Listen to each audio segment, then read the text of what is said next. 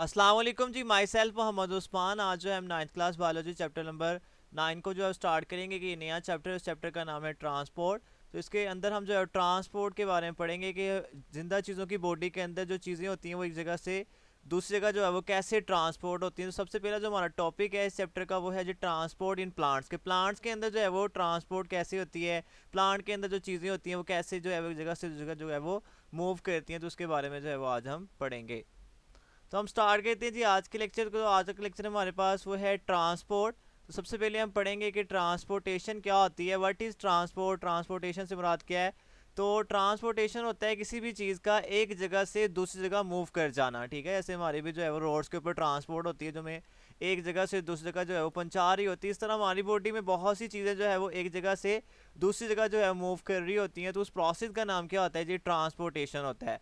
The act or means by which molecules, ions or substrate are moved across the membrane of the cell or why blood stream is called transportation। ठीक है, तो आपने याद रखना है कि वो अमल, वो तरीकाकार जिसके ज़रिए मालिक्यूल, आयंस वगैरह और सबस्ट्रेट को पता है जिसके ऊपर एंजाइम एक्ट करते हैं, उस मालिक्यूल का नाम क्या होता है, सबस्ट्रेट होता है। तो उन चीज़ों का जो है वो मेम्ब्रेन को क्रॉस करके सेल के अंदर जाना या ब्लड के अंदर जो है वो मूव कर जाना। ब्लड जो है वो ने एक जगह से दूसरी जगह जो है पहुंचा के आएगा, ब्लड स्ट्रीम जो है पहुंचा के आएगी। तो उस चीज़ का नाम क्या होगा, ट्रांसपोर्टेशन होगा। ठीक है, द एक्ट और mean by which molecule, ion और substrate are move across the molecule, यहाँ पे डबल एफ लिखा हुआ, एक एफ आएगा, ऑफ द सेल और वाई ब्लड स्ट्रीम के एक चीज़, किसी भी चीज़ का सेल के अंदर मूव कर जाना। ठीक है, सेल है, मेम्ब्रेन को क्रॉस करके वो सेल के अंदर कोई चीज़ जा रही है, दिस इज ट्रांसपोर्टेशन। या ब्लड जो है वो एक चीज़ को दूसरी जगह पे पहुंचा के आ रहा है, हमारी बॉडी में ब्लड मूव कर रहा है तो उसका काम ये होता है चीज़ों को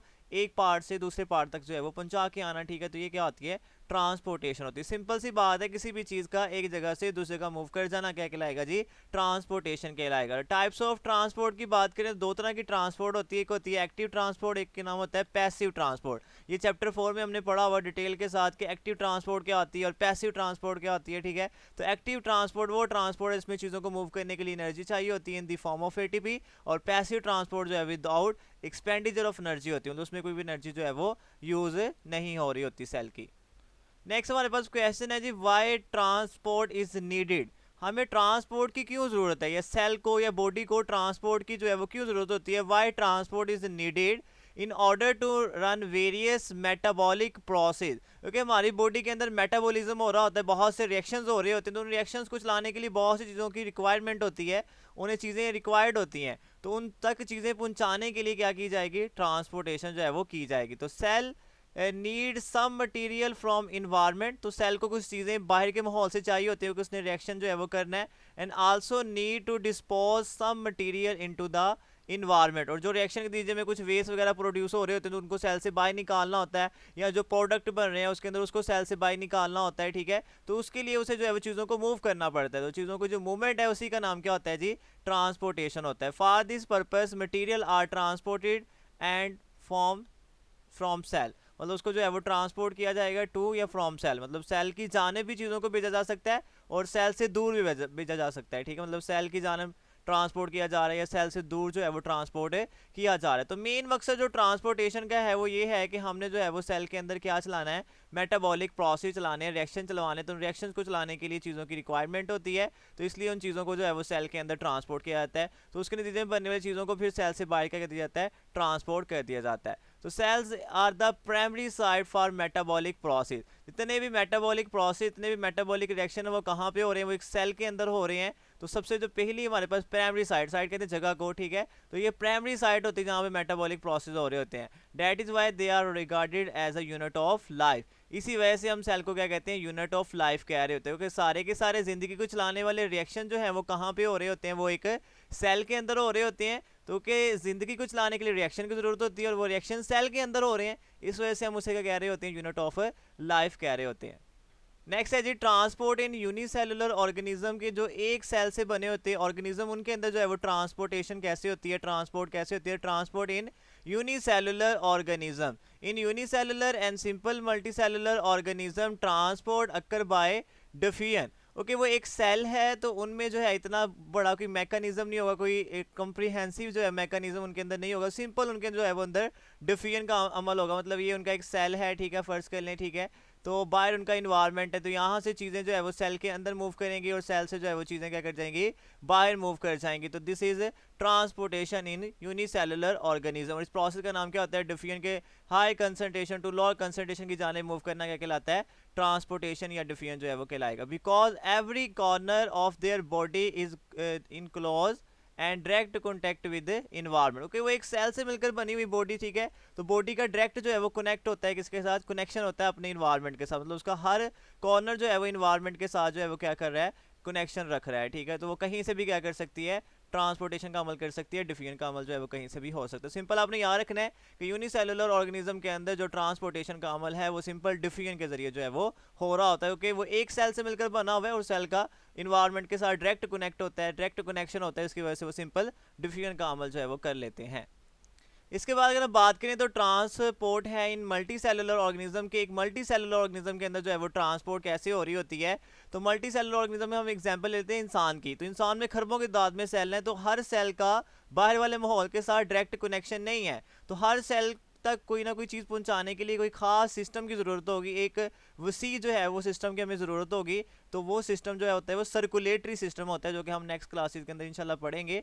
तो इन complex multicellular bodies, cells are far apart from the environment and such body need a comprehensive system for the transport of a material. वो कहता है कि कम्प्लेक्स मल्टी सेलुलर बॉडीज़ के अंदर लाइक जो है वो ह्यूमन के अंदर देखें तो उसका हर सेल जो है वो इन्वायरमेंट से बहुत दूर है, फार अवे है, तो वहाँ तक चीज़ों को पहुँचाने के लिए कोई ना कोई कंप्रीहेंसिव एक वसी सिस्टम चाहिए होगा, ठीक है, जो कि वहाँ तक जो है वो चीज़ों को पहुँचा के आए, हर सेल तक जो है वो खुराक पहुँचा के, हर सेल तक ऑक्सीजन पहुँचा के आए, ठीक है, तो उसका नाम होता है सर्कुलेटरी सिस्टम, जिसको हम नेक्स्ट क्लासेस के अंदर जो है वो इंशाल्लाह पढ़ेंगे। तो आपने याद रखना है यूनिसेलुलर ऑर्गेनिज्म के अंदर ट्रांसपोर्ट का अमल डिफिजन के जरिए हो रहा है, लेकिन मल्टी सेलुलर ऑर्गेनिज्म के अंदर ऑर्गन सिस्टम्स होते हैं, कंप्रीहेंसिव सिस्टम्स होते हैं, ठीक है, जो कि ट्रांसपोर्ट के अमल को क्या कर रहे होते हैं, कंट्रोल कर रहे होते हैं। इसके बाद है हमारे पास ट्रांसपोर्ट इन प्लांट के अंदर जो है वो ट्रांसपोर्ट जो है वो कैसे होती है, तो उसकी बात कर लेते हैं हम, ठीक है। तो प्लांट को भी ट्रांसपोर्ट की ज़रूरत होती है, सबसे मेन चीज़ जो प्लांट के लिए है वो है वाटर। तो ट्रांसपोर्ट ऑफ वाटर कैसे होती है, तो लैंड प्लांट जो कि ज़मीन के प्लांट है get water and mineral from soil, कि वो पानी और उसके अंदर नमकियात वगैरह को कहाँ से जज़ब कर रहे होते हैं, सॉइल से। ये हमने पिछले चैप्टर में पढ़ा था, ठीक है, कि प्लांट जो है वो ज़मीन से पानी को ले रहा होता है, एब्जॉर्ब कर रहा होता है ऑस्मोसिस के जरिए, और उसमें एब्जॉर्प्शन में कौन हेल्प करते हैं, रूट, और रूट से एयर जो है वो उसकी हेल्प कर रही होती है। तो ज़मीन से पानी वो क्या करता है, एब्जॉर्ब करता है, उसमें नमकियात होती है, हम क्या कहते हैं, मिनरल्स वगैरह कहते हैं। आफ्टर एब्जॉर्प्शन जैसे ही पानी एब्जॉर्ब होता है बाय रूट्स, कौन एब्जॉर्ब कर रहा होता है, जड़ें एब्जॉर्ब कर रही होती हैं। Water and minerals have to be transported to the aerial part of the body. Aerial part वो पार्ट जिनके साथ जो है हवा का डायरेक्ट कनेक्शन होता है, ठीक है, लाइक जस्ट जो है उसके लीव्स वगैरह होते हैं, ठीक है, तो एरियल पार्ट वो वाले पार्ट जहाँ पे उसकी डायरेक्ट जो है उसे हवा जो है वो लग रही है, ठीक है, मतलब सिंपल सी बात, जड़ों से पत्तों तक पानी जो है वो क्या कर दिया जाएगा, ट्रांसपोर्ट कर दिया जाएगा, क्योंकि पत्तों के अंदर फोटोसेंसिस हो रही होगी, उस फोटोसेंसिस के लिए वाटर रिक्वायर्ड होता है। तो प्लांट जो है वो ज़मीन से पानी एब्जॉर्ब करते हैं, रूट उसमें हेल्प कर रही होती है एब्जॉर्प्शन में, और फिर आगे उसको जो है वो एरियल पार्ट जो कि लीव्स वगैरह होते हैं वहाँ पे उसको ट्रांसपोर्ट कर दिया जाता है। नेक्स्ट है importance of water for plant. इंतहाई इंपॉर्टेंट जो है वो शॉर्ट क्वेश्चन है कि प्लांट्स के लिए जो है वाटर क्यों ज़रूरी होता है। Water is vital to plant life. Plant life के लिए वाइटल कहते हैं बहुत अहम चीज़ को, कि प्लांट को ज़िंदगी गुजारने के लिए, ज़िंदा रहने के लिए पानी जो है वो चाहिए होता है। It is necessary for photosynthesis and turgor, ठीक है, फोटोसेंसिस करने के लिए क्या चाहिए, वाटर चाहिए। टर्गर जो है वो उसको सख्त रखने के लिए, ठीक है, प्लांट के पास अगर पानी नहीं होगा तो मुरझा जाएंगे, ठीक है, हमने पढ़ा था वैक्यूल के अंदर कि वैक्यूल में जब पानी जाता है तो वो टर्जिड हो जाता है, सख्त हो जाता है, और वो सख्त पानी जो है वो प्लांट को सीधा रखने में क्या करता है, हेल्प करता है। तो टर्गर होता है उसमें जो है उसको सख्ती लेके आना, ठीक है, टर्जिटी उसमें पैदा कर देना, तो वाटर उसको जो है वो हार्ड करने में या फोटोसेंसिस में हेल्प करने में हेल्प कर रहा है। Cellular activity occur in the presence of water molecule. Cellular activity mean reactions, कोई भी रिएक्शन जो है वो विदाउट वाटर नहीं हो सकता, तो प्लांट के अंदर जितने भी रिएक्शन हो रहे होंगे उनको क्या चाहिए होगा, वाटर चाहिए होगा। Internal temperature of the plant body is also regulated by water. तो प्लांट का टेम्परेचर कम या ज़्यादा जो है वाटर नहीं होने दे रहा होता है, ठीक है, तो वाटर वहाँ से वेपोरेट हो रहा होता है गर्मियों के अंदर, तो जिसकी वजह से उन्हें जो है वो कूलिंग इफेक्ट होता है, उनकी बॉडी का टेम्परेचर क्या रहता है, मेंटेन जो है वो रहता है। प्लांट का जो है टेम्परेचर मेंटेन करने में वाटर अब जो है वो अपना प्ले कर रहा है रोल। नेक्स्ट जो है हमारे पास वो है जी ट्रांसपोर्ट ऑफ फूड के, जो फूड की जो है वो ट्रांसपोर्ट जो है वो कैसे हो रही होती है, तो उसकी हम बात कर लेते हैं कि ट्रांसपोर्ट जो है फूड कैसे हो रहा है प्लांट के अंदर।